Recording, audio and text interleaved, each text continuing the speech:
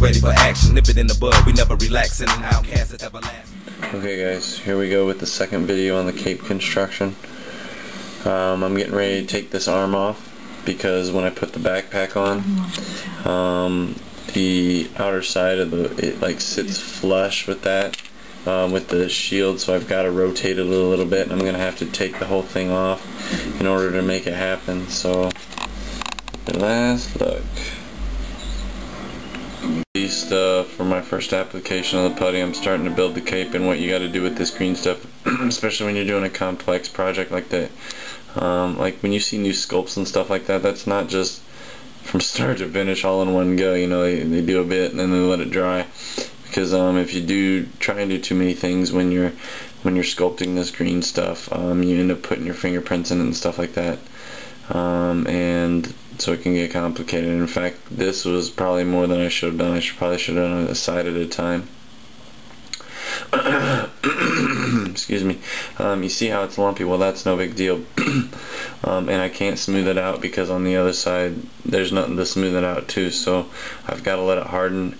I'll pull it out, I'll sand it, and then I'll add a second layer on, blend everything in. See, this side is, you know, it'll need some work, like I'll sand it, but it's pretty much blended.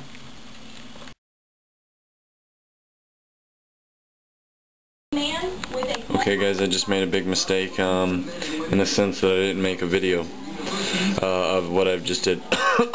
Today at work I was dealing with the sorcerer, and I broke one of the wings off, and what I was trying to do was get the wings to wrap around him a little more. Well, when I broke it, I glued it back together, and then I've puttied it back together, and you know, I've done the tendons, you can see there, and I filled in the hole. So that right there, you can see, I'm not sure what you can see, but the way it comes out and then bends in there.